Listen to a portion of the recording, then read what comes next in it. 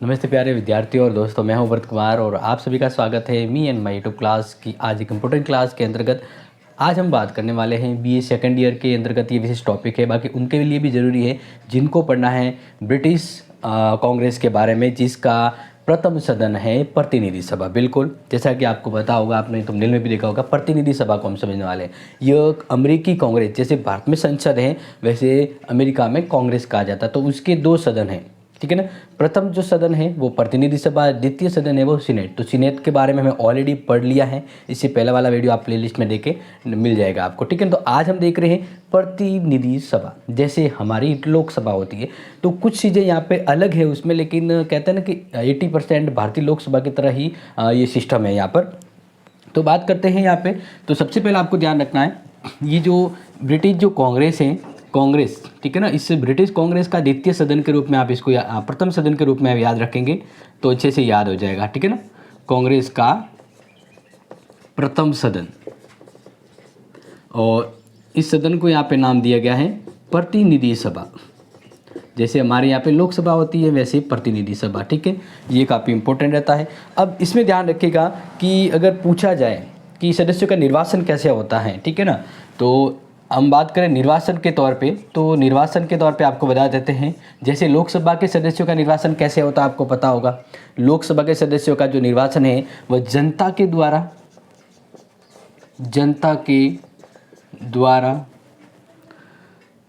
प्रत्यक्ष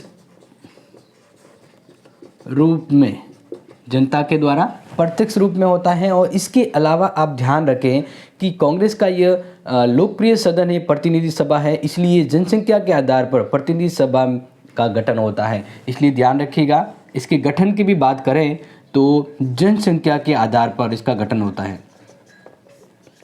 जनसंख्या के आधार पर गठन होता है, यानी जिस राज्य की ज़्यादा जनसंख्या होगी उस राज्य को प्रतिनिधित्व ज़्यादा दिया जाएगा। जैसे अपने बात करते हैं यूपी की जनसंख्या बहुत ज़्यादा है तो लोकसभा में मेंबरशिप किसे ज़्यादा दी गई है, यूपी को ज़्यादा दी गई, 80 के आसपास दी गई है, राजस्थान को 25 है। क्यों? क्योंकि जनसंख्या को रखा गया। तो ऐसे ही यहाँ पर भी हैं। तो जनसंख्या के मैं जैसे एक एग्जाम्पल बताऊँ तो यहाँ का न्यूयॉर्क है, यहाँ की जनसंख्या उसको मतलब यहाँ न्यूयॉर्क की जनसंख्या काफ़ी ज़्यादा है, इसलिए न्यूयॉर्क की ओर से 45 प्रतिनिधि भेजे जाते हैं, यानी 45 सदस्य है वो सीनेट अपने प्रतिनिधि सभा में आते हैं। लेकिन इसके अलावा कुछ एक राज्य ऐसे हैं जिनको सिर्फ एक एक सीटें प्राप्त होती है, एक एक सीटें ही प्राप्त होती है। जैसे मैं अगर बताऊं तो अलास्का है, नेवादा है, अलग अलग आप याद रखें, ठीक है ना, अलास्का, नेवादा। अब यहाँ पर यही है। अब आप ये कहेंगे कि किस आधार पे यहाँ पे सदस्य रखा गया है, तो वो भी हम बताएंगे। लेकिन फिलहाल आप ध्यान रखेंगे इनके सदस्यों का जो चुनाव होता है वो एकल संक्रमण मत पद्धति से होता है। ये भी आप थोड़ा ध्यान रखेंगे, एकल संक्रमणीय मत पद्धति से, ठीक है ना, यानी एक क्षेत्र से एक ही, मतलब काफ़ी जने खड़े हो जाए लेकिन एक ही निर्वाचित होता है। तो ये एक व्यवस्था होती है एकल संक्रमण मत पद्धति। तो ये तो हो गया इनके निर्वाचन के बारे में, ठीक है। अब अगर हम बात करें कि प्रतिनिधि सभा की रचना कैसे होती है, तो वो भी मैंने इसमें कुछ एक चीज़ें आपको बता दी है कि रचना का बात करें तो रचना में भी यही है। कुछ एक चीज़ें अलग है जो मैं आपको बता रहा हूँ कि यहाँ पे कितनी जनसंख्या पर एक प्रतिनिधि का प्रतिनिधि सभा में निर्वाचन होता है। अगर ऐसा प्रश्न आ जाए कि कितनी जनसंख्या की एक, जैसे भारत में हम कहते हैं कि भाई लोकसभा में 10 लाख की जनसंख्या पर एक प्रतिनिधि का निर्वाचन होता है, या अलग अलग सिस्टम रखा गया है कि राज्यसभा में अलग है। तो ये यहाँ पर क्या है, तो यहाँ पर पहले ये रखा गया था कि 30,000 जनसंख्या जिस राज्य की होगी वहाँ से एक प्रतिनिधि सभा में जाएगा। लेकिन इसको चेंज कर दिया गया, ठीक है ना, पूर्ण निर्धारण एक्ट के द्वारा इसको चेंज कर दिया गया और ये निश्चित कर दिया गया कि अब यहाँ पर जो बात करें कि इसमें प्रतिनिधि सभा के सदस्य कितने होंगे। पहले तो हम ये बात करते हैं प्रतिनिधि सभा के सदस्य, ठीक है। इनके सदस्य पहले जनसंख्या कम थी, लेकिन कहते थे भारत में भी शुरुआत में रखा गया था तो 400 के समथिंग ही लोकसभा की मेंबरशिप हुआ करती है। लेकिन धीरे धीरे इसको बढ़ा दिया गया क्योंकि जनसंख्या बढ़ती है तो प्रतिनिधि सभा के सभी को क्या कहते हैं मौका देने के लिए सदस्य संख्या को बढ़ाया जाता है। तो इसी तरह से यहाँ पर हम बात करें तो 1959 के बाद और बदलाव कर दिया गया था। और इस तरह से वर्तमान में हम बात करें कि 1961 से रखा गया है कि अब इनकी जो सदस्य संख्या है वो 465 होगी। कितनी होगी? 465 होगी। और फिर इसी तरह से 1963 में एक संशोधन किया और इसके आधार पर रखा गया कि 4 लाख, ये आंकड़ा थोड़ा ध्यान रखिएगा जो मैं आपको बता रहा हूँ कि 4 लाख यहाँ पे जो करेक्ट है, क्योंकि ये वो है जिसके आधार पर एक प्रतिनिधि का निर्वाचन होता है। ठीक है, तो 4,45,000 जनसंख्या जिस राज्य की होगी, ठीक है ना, उस वहाँ से एक प्रतिनिधि का चयन होगा। कितना? एक प्रतिनिधि का चयन कह दीजिए, मतलब निर्वाचन होगा। क्या होगा? निर्वाचन। तो ये आपको समझ में आ जाएगा। ये दो बड़े आंकड़े हैं जो आप थोड़ा सा अच्छे से ध्यान रखेंगे। ठीक है, अब बात करते हैं कि प्रतिनिधि सभा के जो सदस्य होते हैं, प्रतिनिधि सभा के जो सदस्य होते हैं इनकी योग्यता की बात करें। ठीक है ना, सदस्यों की योग्यता। वैसे आपको पता होगा राज्यसभा का सदस्य, लोकसभा का सदस्य बनना है तो एज कितनी होती है? 25 वर्ष होती है। तो सेम टू सेम कॉपी यहाँ पे कर लेंगे आप। 25 वर्ष उम्र होनी चाहिए, न्यूनतम 25 वर्ष होनी चाहिए, क्योंकि 25 वर्ष रखा गया है। वोट देने की आयु अलग अलग रखी गई है यहाँ पे, वो भी आपको हम बता देंगे। इसके अलावा बात करते हैं कि वह कम से कम 7 वर्ष तक संयुक्त राज्य अमेरिका का नागरिक हो। 7 वर्ष तक यूएसए का नागरिक हो। ठीक है ना, ये थोड़ा सा ध्यान रखिएगा, ये कंडीशन यहाँ पे अलाउ की गई है, तो ये थोड़ा ध्यान रखना है कि कम से कम 7 वर्ष तक अमेरिका का नागरिक हो। इस संबंध में ये नहीं कहा गया है कि वो जन्मजात होना चाहिए या जो भी होना चाहिए, लेकिन अगर वो वह अमेरिका में रहना है तो 7 वर्ष तक वो रहता हुआ इसका कैलकुलेशन होना चाहिए कि वो 7 वर्ष से रह रहा है। इसके अलावा बात करें, तीसरी योग्यता है कि अमेरिका का कोई भी नागरिक हो, ठीक है, या सैनिक हो मान लीजिए, ठीक है ना, जो भी हो वो कोई किसी पदाधिकारी पर नहीं होना चाहिए, यानी पदाधिकारी ना हो। समझ में आ गया? किसी भी पद को धारण किए हुए नहीं होना चाहिए, यानी हम कहें ना कि लाभ के पद पे नहीं होना चाहिए। तो वो चीज़ें यहाँ पे रखी गई है। इसके अलावा जो 4th कंडीशन रखी गई है कि जो व्यक्ति प्रतिनिधि सभा का एज ए मेंबर बनना चाहता है तो वो उसी राज्य का और जिस डिस्ट्रिक्ट से है तो उस डिस्ट्रिक्ट से उसका मनोनयन होना चाहिए, यानी वो उसका कहते हैं ना मतदाता होना चाहिए। तो ये एक बहुत ही इंपॉर्टेंट रखी गई है। चौथी वाली जो आप ध्यान रखें, ठीक है ना, ये बहुत इंपॉर्टेंट है। वह उसी राज्य का निवासी हो जहाँ से निर्वाचित होना चाहता है। क्या होना चाहता है? निर्वाचित होना चाहता है। तो इस तरह से ये मैंने आपको बता दिया कि सदस्यों की क्या योग्यता, यानी कोई मेंबर अगर बनना है तो, ठीक है ना। अब बात करते हैं कि वैसे तो मैंने एक बता दिया, लेकिन पर वापस यहाँ पे बता देता हूँ कि चुनाव प्रक्रिया, ठीक है। तो कुछ एक तो मैंने हाईलाइट बता ही दी थी, वह भी बता रहा हूँ, लेकिन एक चीज़ और भी ध्यान रखिएगा कि आप कहेंगे इसका कार्यकाल कितना, तो वो हम इसके जस्ट बाद में बात कर रहे हैं। तो जैसे कि मैंने आपको बताया कि भारतीय लोकसभा की तरह इसके भी चुनाव है वो प्रत्यक्ष रूप में होते हैं और वयस्क मताधिकार के आधार पर होते हैं। तो ये वैसे तो मैंने लिखवा दी, एक बार वापस आप नोट कर लीजिए। वयस्क मताधिकार पर आधारित एकल संक्रमणीय मत पद्धति, एकल संक्रमणीय मत पद्धति से, ठीक है। ये आप ध्यान रखेंगे, ये इनका चुनाव का एक फॉर्मेट होता है, एक सिस्टम होता है कि एकल संक्रमणीय मत पद्धति के द्वारा इनका क्या होगा, चुनाव होगा। जो इंपॉर्टेंट चीज़ है वो आप नोट करते जाइएगा, क्योंकि एग्जाम में काफ़ी बार ये आती है, ठीक है।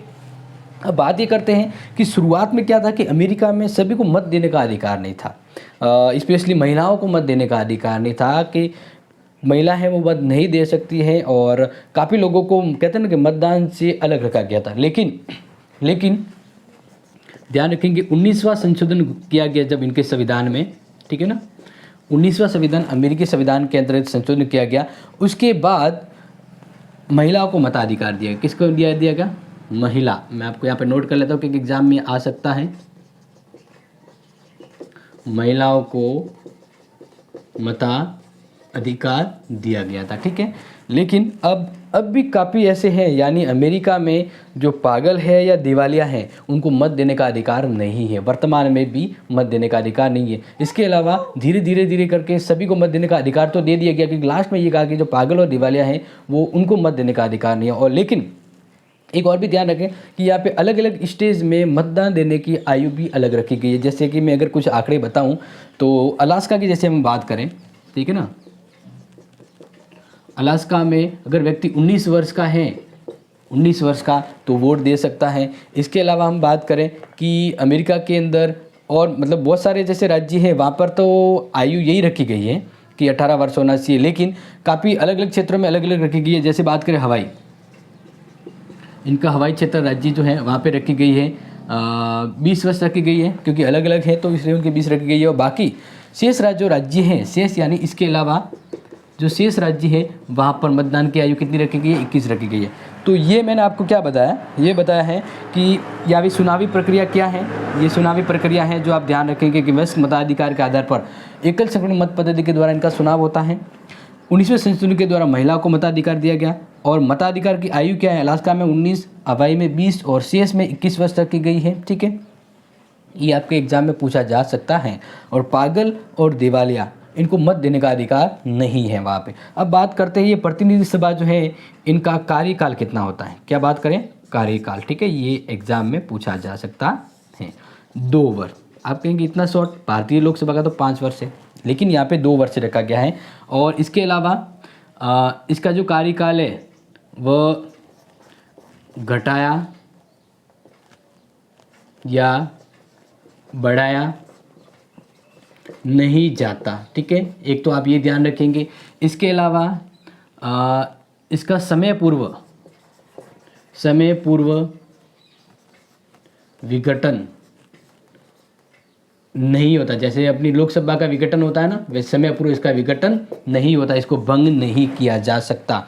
ये काफ़ी इंपॉर्टेंट चीज़ है जो आप ध्यान रखेंगे कि अमेरिकी प्रतिनिधि जो सदन है उसे समय पूर्व यानी 2 वर्ष का समय है, 2 वर्ष से पहले इसको बदला नहीं जा सकता। अब बात करते हैं कि अगर प्रतिनिधि सभा को अगर हम बात करें इसके वेतन भत्ते वगैरह अगर बात करें इनके सदस्यों के, तो ध्यान रखिएगा सदस्यों के वेतन भत्ते, ठीक है। तो सदस्यों के अगर वेतन भत्तों की हम बात करें तो आप सिंपल थिंग्स ध्यान रखिएगा कि जो सीनेट को जो प्राप्त होता है, यानी इनके द्वितीय सदन सीनेट को प्राप्त वेतन या भत्ते के समान रूप में प्रतिनिधि सभा को भी प्राप्त है, प्रतिनिधि सभा, ठीक है ना। ये क्लियर है, ये इसमें मतलब कंफ्यूज नहीं होना है कि जो पेमेंट भत्ते सुविधा सीनेट को प्राप्त होती है वही है। यहाँ पे देखो बिल्कुल कॉमन रखा गया है, ऐसा रखा गया है कि प्रतिनिधि सभा हो या सीनेट हो उस व्यक्ति को उतना ही वेतन दिया जाएगा जितना डिसाइड किया गया है। यानी अलग अलग नहीं है कि प्रतिनिधि सभा को ज़्यादा दिया जाए और सीनेट को कम कर दिया जाए, वेतन कम कर दिया, भत्ते नहीं, यहाँ पे सभी को बराबर रखा गया, ठीक है। इसके अलावा अगर बात करें गणपूर्ति, जैसे कोई मीटिंग करनी हो, ठीक है ना, कोई फैसला लेना हो या कोई प्रस्ताव पास करना हो, तो गणपूर्ति क्या रखी गई है, ये ध्यान रखेंगे, बहुमत। क्या रखा गया है, बहुमत, यानी बहुमत होना चाहिए। क्या होना चाहिए, बहुमत। तो ये होता है इनकी गणपूर्ति। अब बात करते हैं नेक्स्ट कि इनके पदाधिकारी कौन होते हैं, कौन है इसका जो पदाधिकारी। जैसे अपने भारत में हम कहते हैं लोकसभा अध्यक्ष, तो वैसे ही यहाँ पर अध्यक्ष होता है, उस अध्यक्ष को हम यहाँ पे देख लेते हैं। तो ये काफ़ी इंपॉर्टेंट था, इसको नोट कर लीजिएगा, समझ लीजिएगा, क्योंकि काफ़ी एग्ज़ाम में आने वाली चीज़ें ही मैंने यहाँ पे नोट करी है, ठीक है। तो आप ये स्क्रीनशॉट भी ले सकते हैं आराम से लिखने के लिए, बाकी आपको जैसा उचित लगे। मैंने इंपॉर्टेंट चीज़ें आपको यहाँ पे बता दी हैं। अब बात करते हैं इनके कांग्रेस के मतलब इनके प्रतिनिधि सभा के अध्यक्ष के बारे में, ठीक है, जो एग्ज़ाम में काफ़ी बार आ सकता है और आया भी है, इसलिए आपको बता रहे हैं। प्रतिनिधि सभा, इसकी बात करते हैं, इनके पदाधिकारी कौन होते हैं। तो पदाधिकारी की बात करें, इनका पदाधिकारी होता है अध्यक्ष। जो अपने भारतीय लोकसभा का जो अध्यक्ष होता है वैसे ही इनका एक अध्यक्ष होता है, जिसको अपने यहाँ पर स्पीकर भी कह सकते हैं, क्योंकि इंग्लिश में अध्यक्ष को स्पीकर ही कहते हैं। और यह वरीयता की दृष्टि से काफ़ी इम्पोर्टेंट रखता है। लेकिन अगर बात करें अध्यक्ष जो हैं वहाँ पर मान लीजिए अमेरिका में जैसे राष्ट्रपति है, ठीक है, अगर राष्ट्रपति नहीं है तो वहाँ पर राष्ट्रपति का काम कौन करता है, उपराष्ट्रपति करता है, ठीक है ना। और मान लीजिए उपराष्ट्रपति भी वहाँ पर नहीं है तो उपराष्ट्रपति के कार्य यानी कार्यवाहक राष्ट्रपति के रूप में कौन बनता है, यहाँ का यही प्रतिनिधि सभा का अध्यक्ष, प्रतिनिधि सभा का अध्यक्ष, ठीक है।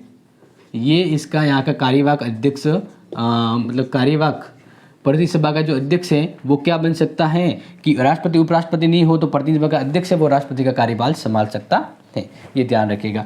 अब बात करते हैं इन अध्यक्ष का चुनाव कैसे होता है, ठीक है, प्रतिनिधि सभा के अध्यक्ष का चुनाव। तो चुनाव में ध्यान रखिएगा कि जो प्रतिनिधि सभा के जो मेंबर होते हैं, प्रतिनिधि सभा के सदस्यों द्वारा इनके अध्यक्ष एवं उपाध्यक्ष का चुनाव करते हैं। और ज़्यादातर यही रखा जाता है कि प्रतिनिधि सभा में जिस पार्टी को बहुमत होता है, जिस पार्टी को बहुमत प्राप्त होता है, ठीक है ना, जो भी पार्टी मान लीजिए प्रतिनिधि सभा में है, बहुमत में पार्टी है, तो ज़्यादातर उसी से अध्यक्ष बनता है, उसी पार्टी से अध्यक्ष बन जाता है। ये एक नॉर्मल सी चीज़ हो जाती है कि प्रतिनिधि सभा का अध्यक्ष है वो उसी से बन जाता है। तो इस तरह से प्रतिनिधि सभा के बारे में ये जो जिक्र किया गया है, यानी ये वर्णन, ये इनके जो अनुच्छेद है, एग्जाम में पूछा जा सकता है, अनुच्छेद फर्स्ट, ठीक है ना, अनुच्छेद फर्स्ट और खंड 2 के अंदर इसका वर्णन किया गया है कि प्रतिनिधि सभा का एक अध्यक्ष होता है जो इसके ही बहुमत पार्टी मतलब उसी के सदस्यों में से बनेगा। और इस तरह से प्रतिनिधि सभा का अब कार्यकाल कितना हो गया, सेम वही होगा 2 साल, क्योंकि 2 साल प्रतिनिधि सभा का कार्यकाल है तो 2 साल इसका भी कार्यकाल होगा। इस तरह से आप इसको ध्यान रखिएगा, ठीक है। अब बात करते हैं इसके स्पीकर के कार्य क्या है। स्पीकर के कार्य यानी इनके प्रतिनिधि सभा के जो अध्यक्ष होते हैं उसके क्या क्या कार्य होते हैं, ये आप थोड़ा सा ध्यान रखिएगा। तो ज़्यादा कोई अलग कार्य नहीं होते, वैसे ही कार्य है जैसे एक अध्यक्ष को अपने सदन के प्रति करने होते। जैसे हम पहली बात करें तो पहला काम है इसका सदन की अध्यक्षता करना, सदन की अध्यक्षता।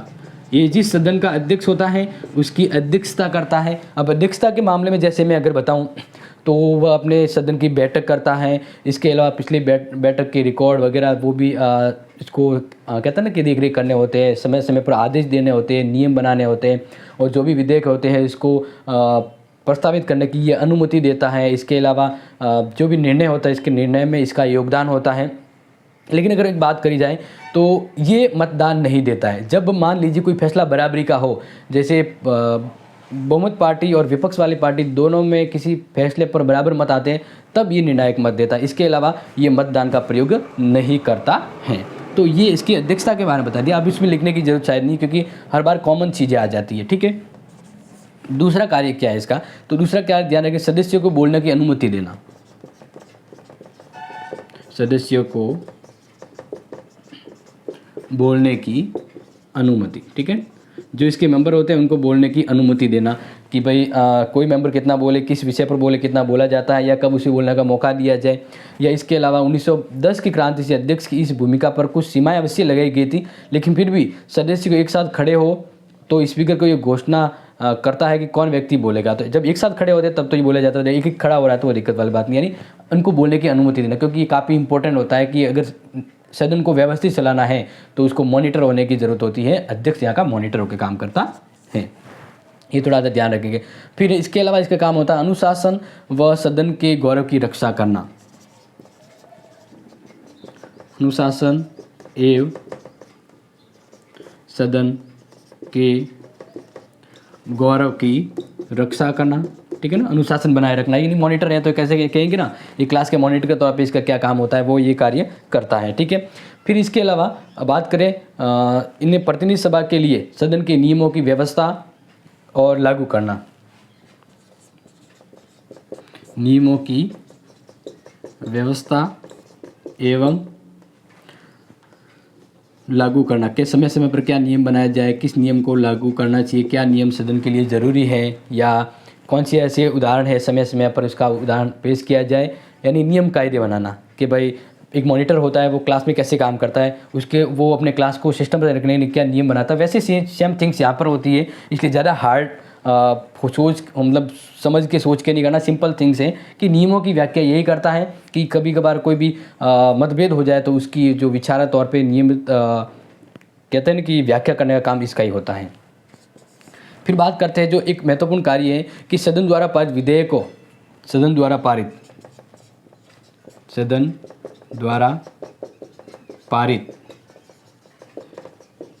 विधेयकों पर हस्ताक्षर करना, ये इसका काम होता है। ठीक है ना, कि इस सदन के द्वारा इसने कोई प्रस्ताव पारित किया गया तो लास्ट में इसके हस्ताक्षर करने के बाद ही वह विधेयक पारित होता है, वो आगे प्रोसेस में जाता है। तो ये एक बहुत ही इंपॉर्टेंट कहा गया है। इसके अतिरिक्त सदन उसकी किसी समिति के लिए आवश्यक सूचना मांगे तो वो दे सकता है। और बात करते हैं लास्ट में इसके कार्य की जो इम्पोर्टेंट है, समितियों से संबंधित शक्तियाँ। समितियों से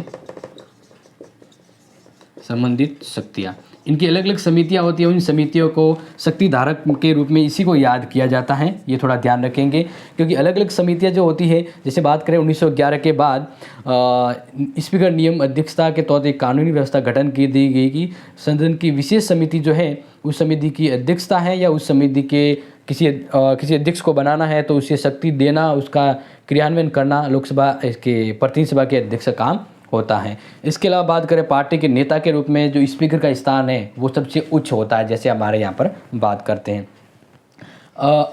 अब सीधी सी बात करते हैं कि प्रतिनिधि जो सदन है इसकी शक्तियाँ और कार्य क्या है। ठीक है ना, क्योंकि इसके बाद वाले वीडियो में एक स्पेशल हम करेंगे कि ब्रिटिश जो कांग्रेस है और अमेरिकी कांग्रेस, इसमें क्या तुलना है, और इसके अलावा दोनों में कंपैरिजन के साथ हम ये बात करेंगे कि प्रतिनिधि यहाँ का प्रतिनिधि सभा है क्या वास्तविक सबसे शक्तिशाली है, सबसे कमज़ोर है। तो लास्ट हम बात करते हैं कि इन प्रतिनिधि सभा के क्या कार्य हैं। ओके, तो ये काफ़ी इंपॉर्टेंट रह जाता है, लास्ट वाला देख लीजिएगा क्योंकि एग्ज़ाम में इनके कार्यों के बारे में पूछा जा सकता है। ठीक है,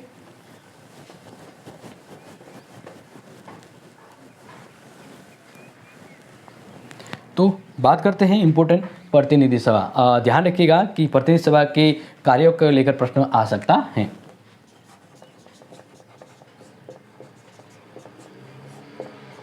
प्रतिनिधि सभा की बात कर ले, शक्तियाँ एवं कार्य, शक्तियाँ एवं कार्य, ये प्रश्न आ सकता है। तो थोड़ा सा ध्यान रखिएगा कि जैसे हमारी लोकसभा के क्या कार्य होते हैं वैसे ही हम बात करेंगे यहाँ का जो प्रतिनिधि सभा है उसके क्या क्या कार्य होते हैं। ठीक है, तो बात करते हैं कुछ इंपॉर्टेंट चीज़ों के साथ। शुरू करते हैं कि कौन कौन सी शक्तियाँ होती है। सबसे पहले तो आपको पता होगा, हम जब बात करते हैं किसी भी शक्तियों की तो सबसे पहली शक्ति आती है विधायी शक्ति, विधीय शक्ति भी कहें या विधायी शक्ति। ठीक है ना, यानी कानून निर्माण के संबंध में, कानून निर्माण के संबंध में। तो बात करते हैं कि यहाँ पर थोड़ा एक सिस्टम अलग गया है कानून निर्माण के क्षेत्र में। यहाँ पर सीनेट जो इसका द्वितीय सदन है, सीनेट और प्रतिनिधि सभा दोनों को बराबर शक्तियाँ प्राप्त है। दोनों भले संविधान संशोधन विधेयक हो या साधारण विधेयक हो, इन दोनों में तो समान शक्ति प्राप्त है। ठीक है ना, सीनेट एवं प्रतिनिधि, ठीक है ना, ये दोनों को बराबर शक्तियाँ प्राप्त है। किस किस मामले में, एक तो साधारण विधेयक के मामले में, ठीक है ना, इसके अलावा संविधान संशोधन विधेयक है इसके मामले में, ये दोनों बराबर शक्तियाँ प्राप्त हैं, दोनों सब मिलकर ही कानून बनाती है। लेकिन सिर्फ एक थोड़ा सा फर्क है कि वित्तीय प्रस्ताव जो होता है, वित्तीय प्रस्ताव यानी वित्त वाला प्रस्ताव, वह प्रस्ताव सबसे पहले प्रतिनिधि सभा में आता है, बस ये वाला। बाकी वित्तीय प्रस्ताव पास करना हो तो इसमें संशोधन करना, ये करना, ये दोनों के बराबर शक्ति होती है प्राप्त। अपने यहाँ पे तो कहेंगे लोकसभा है वह सर्वाधिक शक्तिशाली होती है अपने वित्तीय मामलों में, राज्यसभा को सिर्फ 14 दिन शक्ति प्राप्त होती है, लेकिन यहाँ पर ऐसा नहीं है। यहाँ पे वित्तीय शक्ति है वह दोनों को बराबर है, सिर्फ ये रखा गया कि वित्तीय प्रस्ताव सबसे पहले प्रतिनिधि सभा में आता है, बस ये वाला फर्क है। कानून निर्माण में दोनों को बराबर योग्यता, दोनों को बराबर शक्तियाँ प्राप्त होती है। इसके अलावा बात करें संवैधानिक संशोधन शक्ति, जस्ट मैंने अभी बता दिया,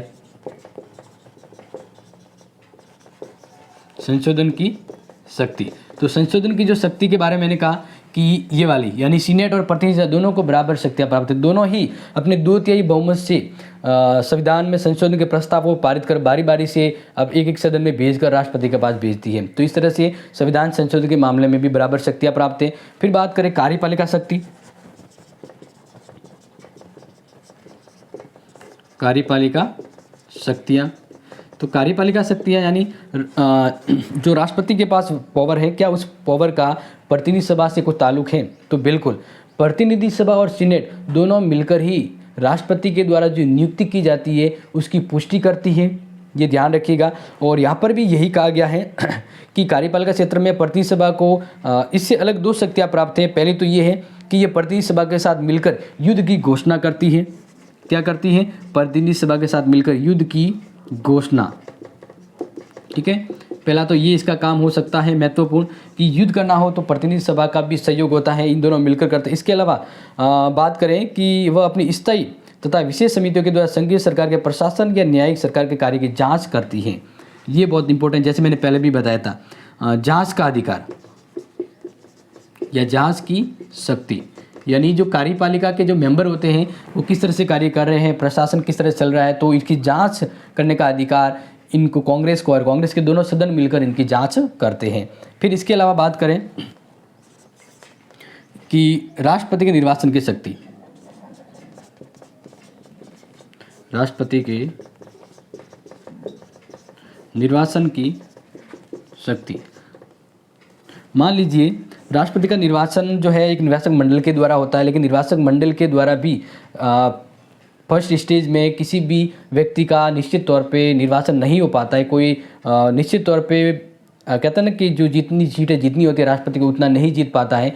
तो जो प्रथम यहाँ पे जैसे बात करी गई है कि यदि किसी उम्मीदवार को निर्वाचक मंडल के द्वारा पूर्ण बहुमत प्राप्त न हो तो प्रतिनिधि सभा जो होती है वह उस निर्वाचन के दौरान प्रथम 3 जो व्यक्ति होते हैं, प्रथम या 3 प्रत्याशी, जो प्रथम 3 प्रत्याशी होते हैं, इन 3 प्रत्याशियों में से एक व्यक्ति को ये राष्ट्रपति के रूप में चुन सकती है। तो ये एक इसका बहुत ही अच्छा अधिकार, एक शक्ति है कि निर्वाचक मंडल के द्वारा किसी भी व्यक्ति का स्पष्ट चयन नहीं कर पाता है या स्पष्ट राष्ट्रपति कोई व्यक्ति नहीं बन पाता, तो उस चुनाव में भाग लेने वाले जो प्रथम 3 ज़्यादा मत प्राप्त करने वाले व्यक्तियों में से एक का प्रतिनिधि सभा है वो राष्ट्रपति के लिए चयन करती है। इसके अलावा न्यायिक शक्तियों की बात करें, न्यायिक शक्तियों में तो सिंपल थिंग से आपको पता होगा कि जैसे बड़े बड़े इनके पद है, जैसे राष्ट्रपति की बात कर लें, ठीक है ना, या उपराष्ट्रपति की बात कर लें, या न्यायाधीश की बात कर लें, इनको इनके गलत कार्यों की वजह से इनके खिलाफ महाभियोग प्रस्ताव लाया जा सकता है। क्या प्रस्ताव लाया जा सकता है? महाभियोग, यानी इनको इनके पद से हटाने का अधिकार ये इसके पास होता है, यानी अर्ध न्यायिक क्षेत्र में भी कार्य करता है। इसके अलावा बात करें कि ये जो शक्तियां हैं ये लगभग कॉमनली दोनों के पास होती हैं। तो ये आज की इस क्लास में मैंने सिर्फ और सिर्फ प्रतिनिधि सभा के बारे में ही बताया है। इसके बाद थोड़ा सा एक इम्पोर्टेंट रह गया है कि प्रतिनिधि सभा विश्व की दुर्बल सदन के रूप में या शक्तिशाली सदन के रूप में। और लास्ट के इसकी जो क्लास में एक ज़रूर हम डिस्कस करेंगे कि अमेरिका में कानून निर्माण कैसे होता है। थोड़ा सा मैंने आपको रफली बता ही दिया, लेकिन विस्तार से हम जानेंगे आने वाले वीडियो में। तो बने रहिएगा और इस वीडियो को आगे लाइक, शेयर और सब्सक्राइब कीजिएगा। Thank you.